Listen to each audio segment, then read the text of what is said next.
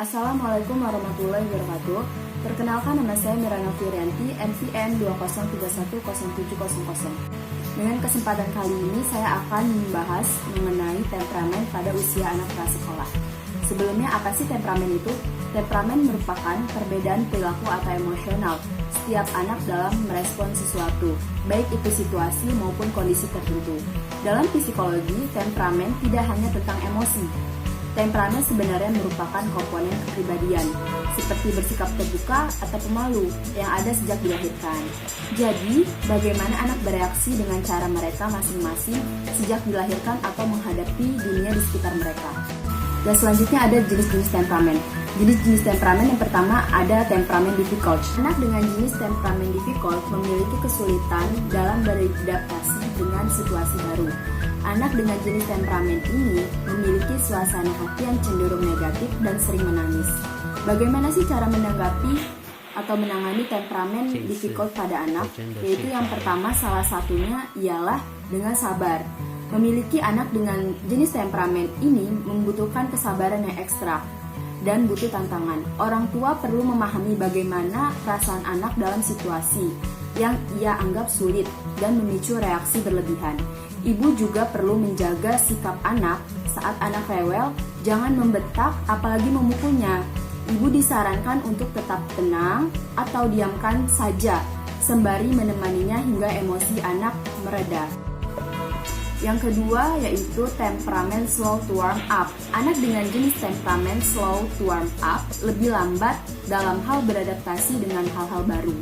Anak dengan temperamen slow to warm up bisa disebut juga sebagai anak pemalu atau sensitif. Bagaimana sih cara menangani anak yang memiliki temperamen slow to warm up? Hal pertama yang harus dilakukan adalah membantu anak mempersiapkan diri saat menghadapi lingkungan baru. Ibu bisa menemani dalam hal mengungkapkan perasaan setiap perubahan yang terjadi. Namun, jangan mendorong atau memaksa anak menjadi pusat perhatian, karena hal tersebut justru membuat anak semakin malu dan takut. Yang ketiga ada temperamen AC. Anak dengan jenis temperamen AC mampu beradaptasi dengan situasi baru.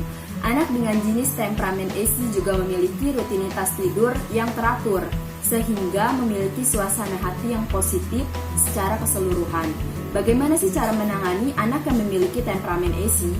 Banyak hal positif dari anak dengan temperamen AC. Mereka cenderung mudah akrab dengan orang asing. Nah, disinilah ibu perlu memberikan perhatian lebih. Bisa jadi anak mudah terpengaruh atau dimanfaatkan orang lain. Dan yang keempat ada temperamen kombinasi. Selain ketiga jenis temperamen tersebut, anak juga bisa mengalami jenis temperamen kombinasi. Jenis temperamen kombinasi ini merupakan gabungan dari ketiga poin temperamen sebelumnya. Ada kalanya anak sulit diatur tapi sangat berhati-hati. Selain jenis-jenis, di sini juga ada karakteristik anak temperamen pada usia prasekolah. Bagaimana sih karakteristik anak temperamen pada usia prasekolah? Yang pertama yaitu karakteristik tingkat aktivitas. Tingkat aktivitas dibagi menjadi dua, yaitu tingkat aktivitas tinggi dan tingkat aktivitas rendah. Tingkat aktivitas tinggi, anak-anak dengan tingkat aktivitas tinggi cenderung menggeliat, gelisah, dan tidak suka duduk diam. Karakteristik yang kedua yaitu distractibility. Distractibility ini bisa dibilang tingkat rangsangan eksternal yang dapat mempengaruhi konsentrasi dan perilaku anak. Distractibility dibagi menjadi dua, distractibility tinggi dan distractibility rendah. Yang distractibility tinggi yaitu anak-anak mudah terganggu oleh suara dan hal-hal yang mereka lihat. Kesulitan berkonsentrasi, sangat terganggu oleh ketidaknyamanan kecil seperti lapar. Distractibility rendah yaitu anak-anak dapat berkonsentrasi dalam suatu kegiatan tanpa mudah terganggu, tidak terganggu oleh kenyamanan kecil. Dan yang ketiga yaitu pendekatan atau penarikan. Maksudnya pendekatan atau penarikan ini adalah respon terhadap orang atau benda baru, seperti mainan baru, makanan baru, dan lain sebagainya. Yang keempat yaitu kemampuan beradaptasi. Hal ini dilihat dari bagaimana seorang anak merespon perubahan di lingkungannya. Ada yang adaptasi tinggi dan ada yang adaptasi rendah. Adaptasi tinggi yaitu anak-anak menghadapi transisi dengan baik dan cepat, beradaptasi dengan perubahan dan situasi. Dan adaptasi yang rendah yaitu anak-anak membutuhkan lebih banyak waktu untuk menghadapi transisi dan mungkin menangis dan berpegang erat pada ayah, bunda, atau pengasuhnya ketika berada dalam situasi baru. Yang kelima, ada rentang perhatian dan kegigihan.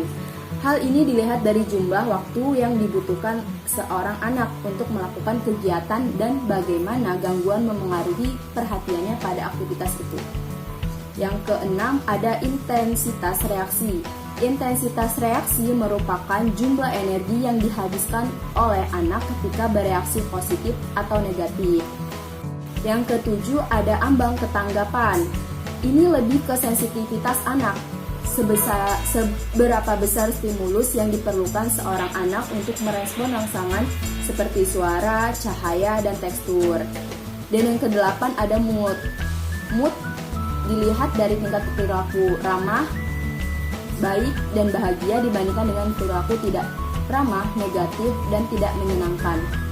Suasana hati positif anak-anak yang memiliki suasana hati positif cenderung ceria, dan suasana negatif yaitu anak-anak yang memiliki suasana hati negatif cenderung rewel, tidak ramah, dan menangis. Yang selanjutnya yaitu bagaimana sih cara menanggapi anak yang memiliki temperamen yang sudah dijelaskan di atas, yaitu jenis-jenis temperamen, dan inilah cara menghadapi anak yang memiliki temperamen. Yang pertama yaitu berilah contoh mengelola emosi. Contohnya apa sih? Jika kita melihat si anak mulai marah terkait akan sesuatu, tanyakan kepadanya apa yang ia rasakan dan seberapa besar angka kemarahan anak yang ia rasakan. Yang kedua, dengarkan dan pahami perasaan anak. Yang ketiga, berilah perhatian positif. Yang keempat, mengajarkan perilaku berpikir ke depan. Yang kelima, bertanya dan membantu menyelesaikan masalah pada anak. Dan yang keenam, siapkan waktu 5 menit yang spesial untuk anak. Terima kasih sudah menonton video saya. Saya akhiri. Wassalamualaikum warahmatullahi wabarakatuh.